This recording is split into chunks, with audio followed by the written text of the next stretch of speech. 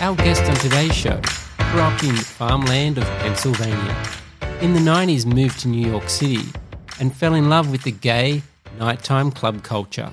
And little did he know, through his passion of collecting, he'd become an LGBTIQ+ historian.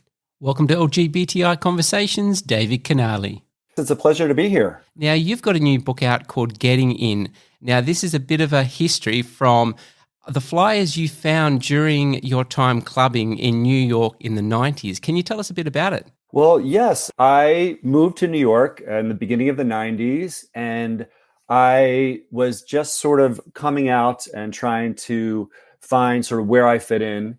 And I started going to the clubs. And back then, there were a number of very exciting mega clubs and small clubs in New York City that were very popular. And I started going, and they would hand out these club invites when you would leave that would advertise for parties for the next week. I just was so fascinated by them that I just started collecting them, and everyone else would throw them out. But I collected over 1,200 of these club invites over the course of the decade.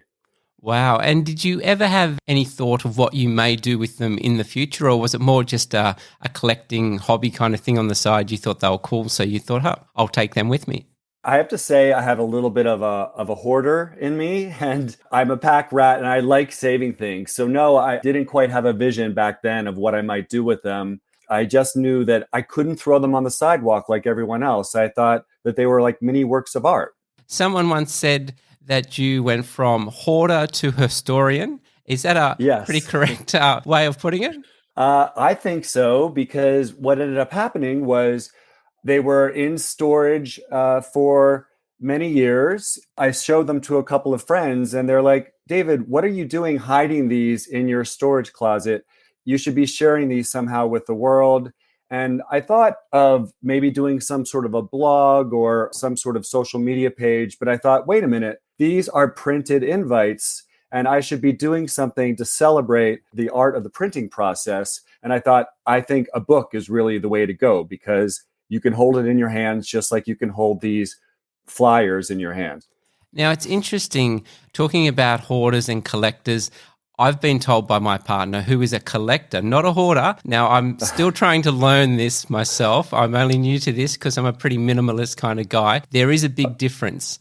Yes, absolutely. They do overlap in some way as well, because I am a bit of a hoarder, but then you're able to kind of go through and realize, wait a minute, there's actually some themes running through this entire collection. It starts to actually tell a story, which is more than just a jumble of pieces of paper. So do you remember the first things you started to collect in general growing up? I did, like many kids of my generation, I collected pennies.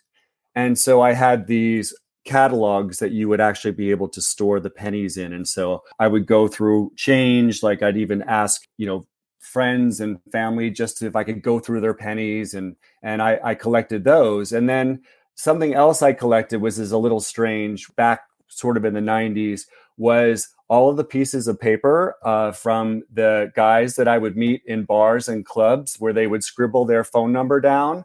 I couldn't throw those out. Wow. And so I have a collection of a number of those as well. I've never bothered to count them, but they fill up a shopping bag. You must have been a pretty popular guy back then. I think it was maybe more optimistic. Just because I got a number didn't mean anything came of it.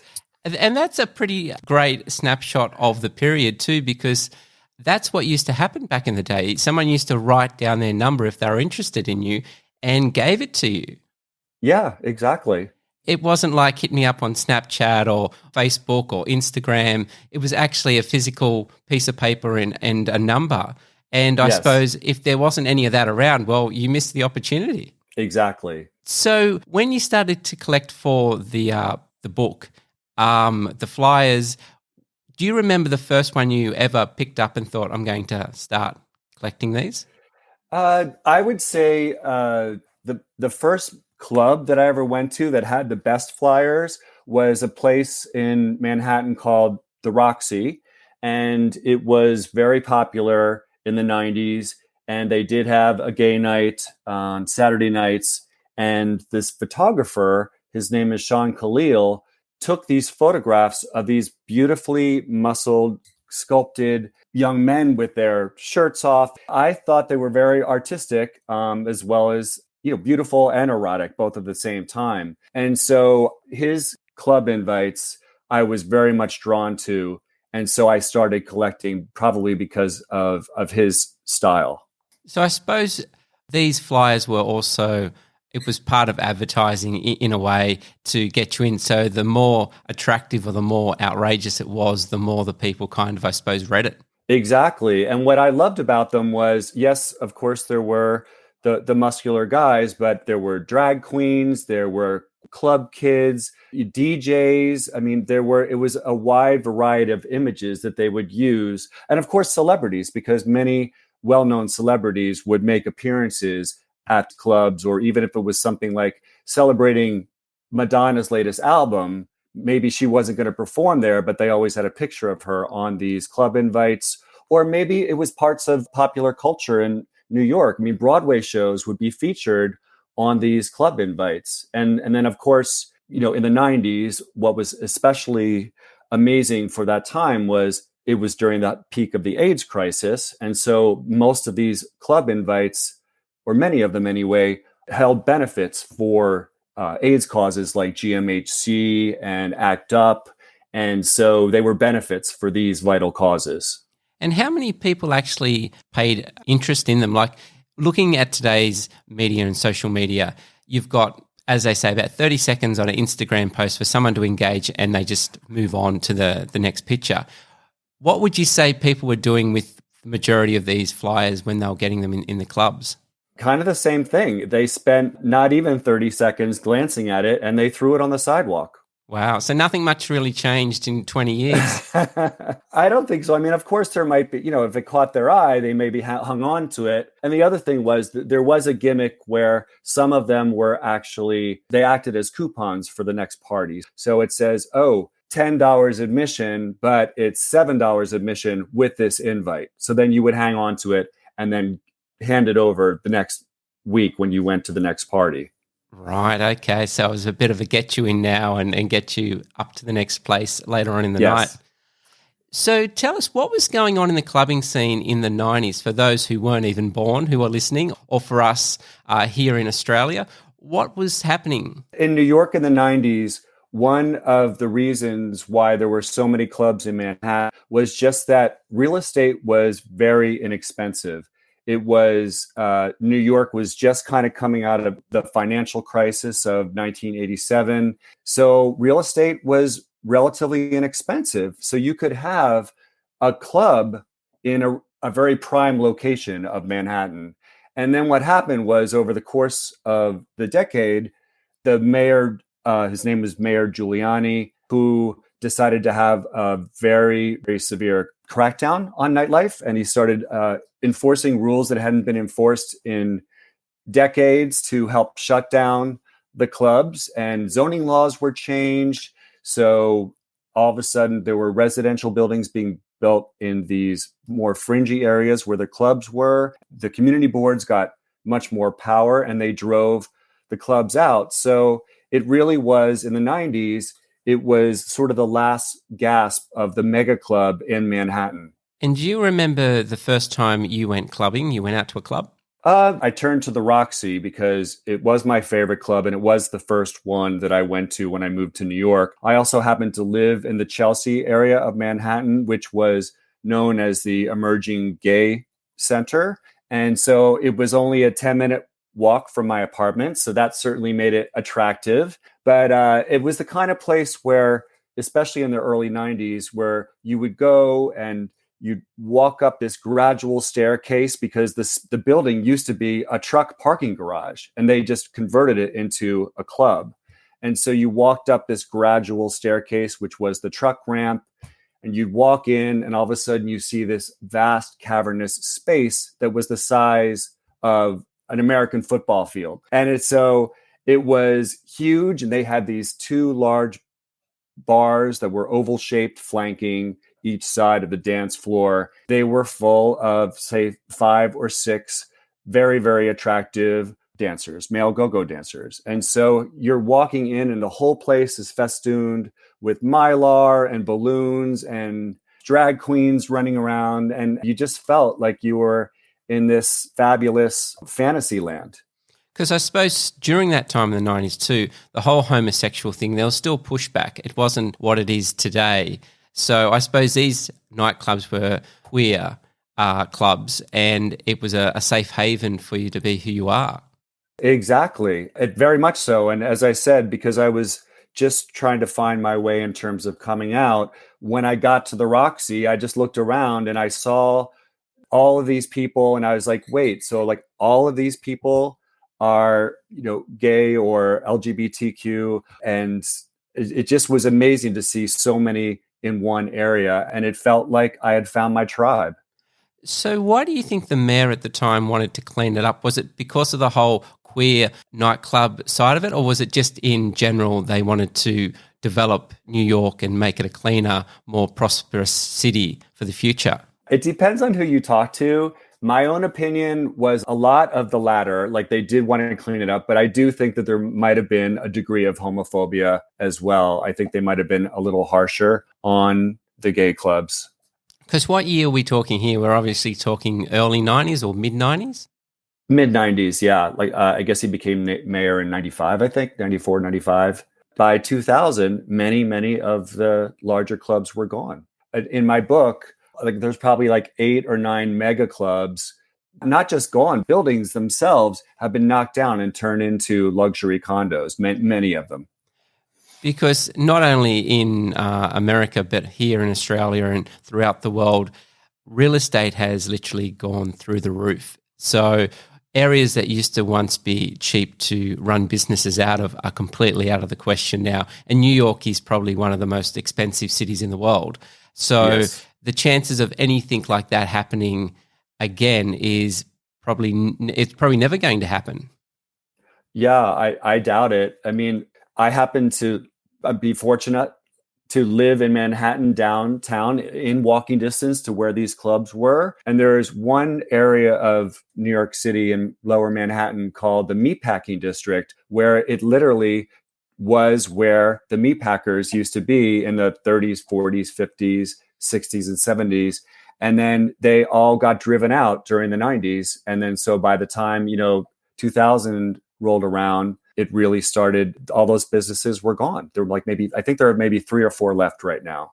And it's a shame because that used to be an area that had many clubs that catered to the LGBTQ community. So how many would you say would be left in New York as a whole now compared to the 90s? Well, that's hard to say because when I talk about clubs, that would include bars as well and larger bars that might maybe have a stage. And so, I don't mean to say by any stretch of the imagination that gay nightlife is not in Manhattan, because it certainly is, especially it's kind of migrated up into the Hell's Kitchen area. And there are a number of great bars and maybe what you would call smallish clubs, where there's a drag show in almost every establishment now. so they need a stage. And then now they finally got rid of, in the 2000s, they finally got rid of the cabaret laws, which actually prevented people from dancing, even in smaller clubs. The clubs had to have these cabaret licenses in order to allow people to simply dance. Wow. And they finally did away with those in the 2000s. So what was the meaning behind that? You needed a license to actually dance in a club. It's money and shutting them down. I mean, that was the law I was referring to, or one of the laws that Giuliani started enforcing. Basically, it was just a way to clean up what he considered a bad element and would spur gentrification. Things have definitely changed in that 20 years in some respects, like laws like that. Yeah. And certainly in Manhattan, they're mostly smaller places, or there'll be places where they'll just have a party here and there that cater to LGBT people, or like a traditional gay circuit party. It happens from time to time, much more out in Brooklyn now. Brooklyn seems to be the center of, the gay clubbing scene in New York City. So, what made you so enthusiastic about going clubbing? Now, I think I'm a bit of a bad queer because I'm not a clubber. I never understood. We used to go, obviously, when we were younger, and I could never hear anyone. The music was way too loud. I must have been like an old, reincarnated 90-year-old because I could never get it. So, I wasn't a big clubber. So, what made you really so passionate about going out and clubbing? I think it was a mix of things. One was, like I said, I felt like I found my tribe. And soon after, I came out full force and I embraced my identity. And frankly, I thought I thrived in many other areas of my life. And part of it was, finding the community in these clubs. I mean, and certainly, of course, you would enjoy having a good time and meeting people and whatnot. So for me, a lot of it has to do with finding a sense of community. And I think I also want to maybe clarify something is many people that have written books on the club scene, especially during that period, were like more, say, like a drag queen or a DJ or a photographer. They were popular in their own right, or a club kid. Well, I'm neither of those things. I'm just like kind of your everyday Joe that went out a bunch of times, fell in love with these club invites and started collecting them. I mean, while I certainly enjoyed going out, I wasn't like the type, because there were many people that would go out almost every night of the week. And I was not that type of clubber at all. And what do you think has changed in the last 20 odd years in clubbing? Well, I mean, certainly with the ushering in of the digital age, I mean, I guess you could argue that the main reasons for going out clubbing, especially as, a gay person, is they want to maybe find a hookup. And so with the onset of, the chat rooms and then the geolocation platforms that's on your phone, it sort of vies for the reason to go out to clubs, which is to meet somebody. Now you can just do it, while you're standing in line in the grocery store. You can find a date. This is so true. It's not that romantic or hot, but yeah, it is possible. Yeah. So obviously you're pretty popular. If you were able to collect a lot of phone numbers, the club really kind of worked for you. Did you ever find a love in the clubs? Would meet people that maybe I dated for a little while, and then we decided that we were better off as friends. And so still to this day, even 30 years later, I still count them among my best friends. But as far as a long-term relationship, I met my husband. We've been together for 23 years, literally walking down the street and cruising each other like after work, broad daylight, and just making eye contact. And there were no cell phones really back then. And people weren't on their phones as they were walking down the street like they are now. So I like to say that we met old school by basically cruising each other on the streets of Manhattan. It is possible. You don't need the modern technology. Do you think that would happen like in today's age, or do you think more people are just stuck in their phones and they wouldn't look up? I hate to say, but it does seem that people are more obsessed and reliant on the phones and the apps on the phones. So I'm a bit of a romantic, and I would like to think that there are still people that, meet the old fashioned way, like, walking on the beach in Fire Island or what. Obviously, there was some connection there for you to lock eyes with each other on the street and be together 23 years later. In gay terms, that's almost like 46 years because you got to double it. So tell us a bit about your coming out story. Well, I moved to New York. I was more bi-curious, as they used to use that term back then. To be honest with you, I just wasn't really having any luck connecting with women. It didn't occur to me that I would, find happiness falling in love with a man, but did end up meeting someone who was amazing. And, it was so much easier and natural, say, to start coming out to people when you say, not only am I gay, but also I have a boyfriend and I want you to meet him. That made it a lot easier for me. But, to be honest, in the 90s at work, I didn't lie about, say, dating women or whatever, but I wasn't like screaming it from the rooftops either. Because again, it was still a pretty conservative thing to be out there and to be openly gay within the world, even if you lived in a major thriving metropolis like New York. Yep, exactly. And in the book, actually, I've taken the trouble to do some timelines, LGBTQ cultural milestones timeline, that kind of puts in the 90s. And so it might say, Keith Haring dies of AIDS. And then it might also say the first same-sex kiss on TV, on national network TV in America, like didn't happen until, like 96 or something. And then, so you're like, oh, and then you realize, wait, athletes were afraid to come out back then. And most actors were afraid to come out back then. It's a very different time now. And so I would like to think that clubs were much more place you could go and say, okay, there's other people like me. And it really means a lot. Whereas it seems to me that younger gay people, when they walk into a bar, the first thing they don't think of is, oh my God, everyone else is just like me. They've already connecting with people on chat rooms about being gay. So it's a different time.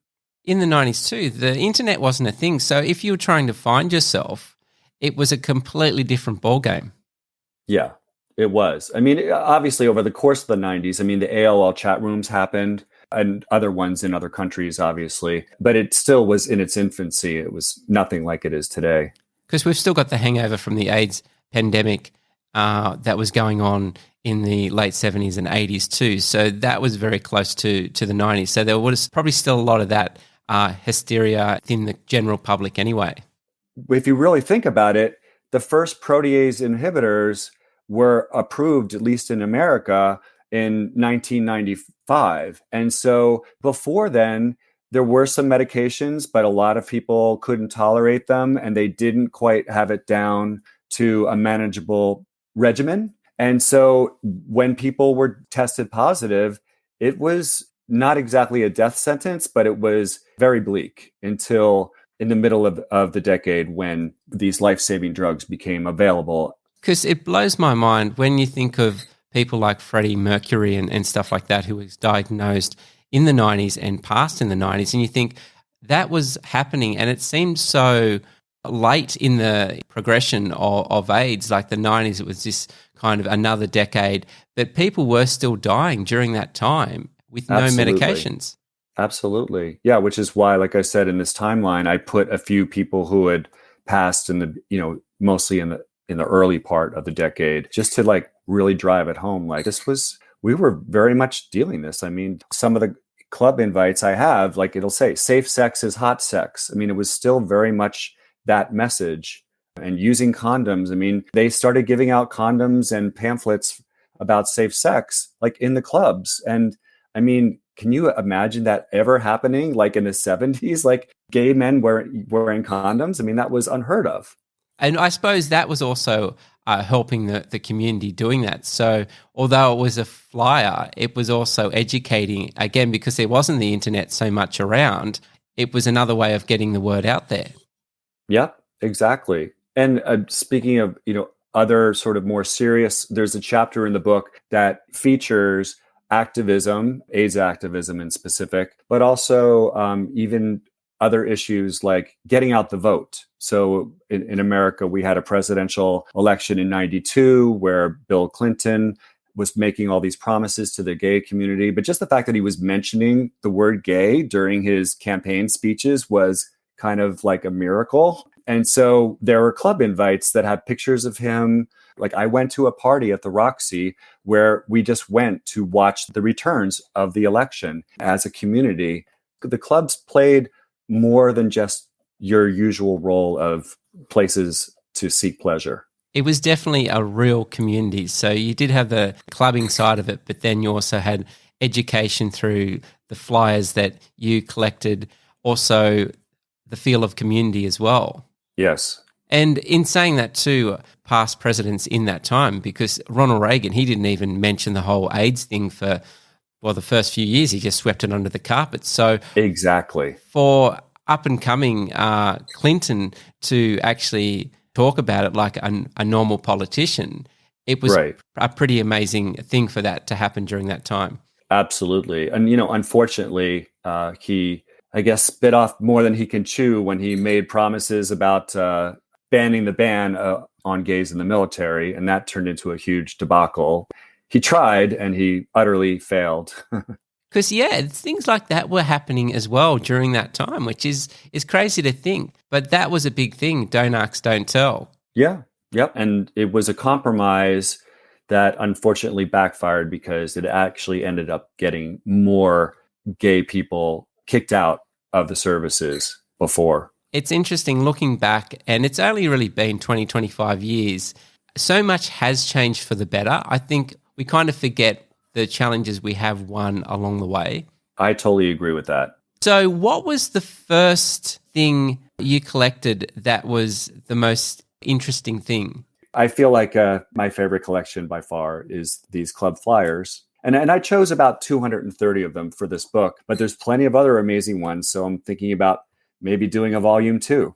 Well, it's so cool that you were able to put it into a coffee table book. These are little bits of history, especially in the queer culture, that would have been lost forever. I think so. I mean, every once in a while you can find them on eBay or whatnot, but they're definitely few and far between. I've been approached by a couple of institutions about perhaps donating my collection at some point so that they can beef up their LGBTQ collections. And that, again, would live on for generations to look at and think, wow, this was actually a thing back in the 90s, which is pretty cool. I think so. And the other thing I wanted to mention also, when I sort of referred to them as works of art, I mean, a lot of the people who did create these club invites weren't credited. Some of them were, but some of them weren't. So because they really were seen, like one photographer called them puddle art, because you often just would find them in the gutters and puddles. But that said, I mean, I feel that maybe after some time, I'm looking at them with fresh eyes saying, wait, I do see some value in these. They're not just throwaways. And I want to celebrate the people who collected them. So one of the people that I interviewed for the book, because I interviewed about 40 people and captured their thoughts and stories in the book. And one of them was a graphic designer. I can't think of any book that bothered to interview a graphic designer who did like the Limelight invitations from the 90s. And it was really fascinating to hear how he would create these club invites. And so in the book, I celebrate and make sure that I put the names of whoever I could find. And if they were on the invite, I just would make them bigger so that they were more legible, just to give people credit where credit is due. And the next edition, I'm happy to update if I've overlooked, and I'm sure I have, because some of them just had no credits and there was no way to finding the artists. I'm happy to expand and update the credits so that, you know, people know who created these little mini masterpieces. And the 90s too, graphic design was a bit of an art as well. It's not like Photoshop where you can pretty well do anything you want to any picture now. There's actually some real skill that went into it. Yes. Over the course of the 90s, I feel you could sort of see the progression of technology as well, because in the beginning, they were mostly created on photocopy machines and just sort of like cut. And so it was just maybe whatever color they wanted to use, or just simply black and white. Many of them were just black and white, and they were photocopied. And that was very rudimentary. And then you start looking at some of the ones, they started adding photography and you know, I'm not an expert on the history of, you know, the Macintosh computer, but at some point a rudimentary Photoshop happened, and so then they started becoming more sophisticated. So by the end of the decade, you know, some of them were really quite sophisticated. And do they still hand them out today when you go out to the nightclubs? No, I have seen a few of them, but it's not like they have the promoters standing there handing them out. There might be just a few, but it's really all digital now. I mean, I belong to a number of mailing lists, and I'll get some digital club invites, but they don't quite have what I consider like the magic or even the sense of humor that they did back in the 90s. And it seems like they feel a little soulless almost, whereas I feel there's a lot of energy and soul in many of these club invites that were created in the 90s. Well, lucky you've been able to create a capsule of time in this great book called Getting In. It's got over 230 flyers, as you were saying, throughout the 90s. So it's a pretty special book. All the details on where to get it will be in the show notes. We like to ask all our guests this question. If you could go back and tell your younger self anything, what would that be? That life only gets better the older and more experience that you have. That sounds pretty true to me. David, thank you so much for joining us on LGBTI Conversations today. Such a pleasure to speak with you. If you love listening to LGBTI Conversations, make sure to follow. This will help other people find us much easier. And also, make sure that you never miss out on an episode. Thanks for listening to LGBTI Conversations with me, Anthony Doik.